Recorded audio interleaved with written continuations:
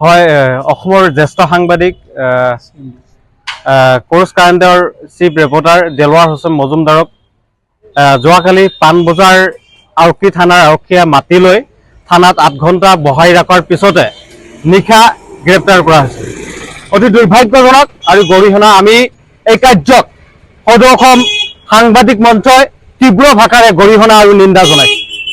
সাংবাদিকসকলৰ যি কণ্ঠ এই কণ্ঠ ৰুদ্ধ কৰাৰ চেষ্টা চলাই আৰক্ষী প্ৰশাসনে আমি দাবী উত্থাপন কৰিছোঁ। আমি আহ্বান জনাইছোঁ ৰাজ্যৰ মুখ্যমন্ত্ৰী ডক্টৰ হিমন্ত বিশ্ব শৰ্মা মহোদয়ক আমি দাবী উত্থাপন কৰিছোঁ। আহ্বান জনাইছোঁ যে অতি সোনকালে দেলৱাৰ হোসেন মজুমদাৰক বিনা চৰ্তে মুকলি কৰি দিবলৈ দাবী উত্থাপন কৰিছোঁ।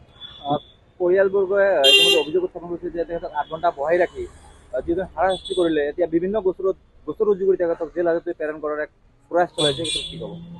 হয়, অতি দুৰ্ভাগ্যজনক। সাংবাদিকসকলৰ কণ্ঠ ৰুদ্ধ কৰাৰ কাৰণে এনেকুৱা চেষ্টা চলাইছে, অতি দুৰ্ভাগ্যজনক আৰু গৰিহণাৰ যোগ্য। আৰু আমি কাৰণ সাংবাদিকসকলে গণতন্ত্ৰৰ চতুৰ্থ স্তম্ভ সাংবাদিক বুলি কোৱা হয়। যদি সাংবাদিকৰ এনেকুৱা ঘটনা, আজি সাংবাদিকৰ এনেকুৱা অৱস্থা হয়, কাৰণ ৰাজ্যৰ বলিষ্ঠ মুখ্যমন্ত্ৰী গৰাকীৰ ৰাজ্যত যদি এনেকুৱা ঘটনা হয়, হয়তো ৰাজ্যখনৰো এটা নাম, বেয়া নাম হয়তো বেলেগ ৰাজ্যতো হয়।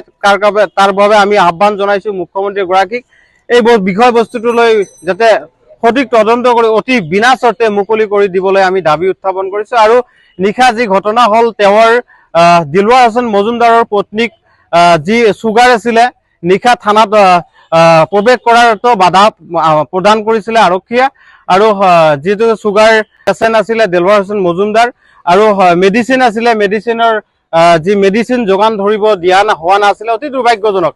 আৰু ইতিমধ্যে জ্যেষ্ঠ সাংবাদিকসকলেও বিভিন্ন জ্যেষ্ঠ সাংবাদিকসকলে এই কাৰ্যক তীব্ৰ ভাষাৰে গৰিহণা দিছে। আমিও সদৌ অসম সাংবাদিক মঞ্চই তীব্ৰ ভাষাৰে গৰিহণা আৰু নিন্দা জনাইছোঁ। দেলৱাৰ হোসেন ডাঙৰীয়া তেখেতে নিজে পৰিমাণে গোচৰ দিব থানা, কিন্তু এইখন গোচৰ মানে এজাহাৰখন ৰুজু নকৰি বেলেগ ৰুজু তেখেতক আটক কৰা হ'ল বোলে, কি বুলি ভাবে? ষড়যন্ত্ৰ নে সাংবাদিকৰ গণতন্ত্ৰ মানে বন্ধ কৰাৰ কি পৰিকল্পনা? হয়, এতিয়া অতি দুৰ্ভাগ্যজনক। গণতন্ত্ৰৰ চতুৰ্থ স্তম্ভ সাংবাদিকৰ এই দেলৱাৰ হোসেন মজুমদাৰৰ এটা পৃথকে এটা গোচৰ ৰুজু কৰিছে বুলি আমি জানিব পাৰিছোঁ, সংবাদ মাধ্যমৰ জৰিয়তে আমি জানিব পাৰিছোঁ। কিন্তু যদি গোচৰটো ৰুজু কৰিছিলে বা আন পক্ষ গোচৰটো ৰুজু কৰিছিল, কিন্তু দুটা গোচৰে চলিব লাগিছিল, অতি দুৰ্ভাগ্যজনক আৰু গৰিহণাৰ যোগ্য। আমি দাবী উত্থাপন কৰিছোঁ সদৌ অসম সাংবাদিক মঞ্চই অতি সোনকালে বিনা চৰ্তে মুকলি কৰি দিবলৈ দাবী উত্থাপন কৰিছোঁ। নহ'লে অনাগত দিনত আমি গণতান্ত্ৰিকভাৱে প্ৰতিবাদ কৰিবলৈ আমি বাধ্য হ'ম, প্ৰতিবাদী কাৰ্যসূচী ৰূপায়ণ কৰিম। ইতিমধ্যে গুৱাহাটী প্ৰেছ ক্লাবে প্ৰতিবাদ কৰিব আজি, আৰু বিভিন্ন জ্যেষ্ঠ সাংবাদিকসকলে নিশালৈ থানাৰ সন্মুখত আছিলে, আৰু কি কাৰণত ধৰা হৈছিলে কোশ্চিন কৰিছিলে, প্ৰশ্ন কৰিছিলে, কিন্তু আৰক্ষীয়ে ক'ব পৰা নাই। তাৰপিছতে আৰক্ষীসকলক পিছত নিশা গ্ৰেপ্তাৰ কৰি কৈছিলে যে এটা জনজাতীয় লোকক মানে বেয়াকৈ কোৱাৰ বাবে, মানে ব্যৱহাৰ বেয়াকৈ কোৱাৰ বাবে এনেকুৱা ঘটনা সংঘটিত হৈছে, বা কোনো এফআইআৰখনত কোনো মানুহৰ নাম নাই, মেনশ্যন কৰা নাই যে এই মানুহৰ গোচৰটো ৰুজু কৰিছে। অতি দুৰ্ভাগ্যজনক। আৰু মুখ্যমন্ত্ৰী, বলিষ্ঠ মুখ্যমন্ত্ৰীখন অসমখন চলাই আছে।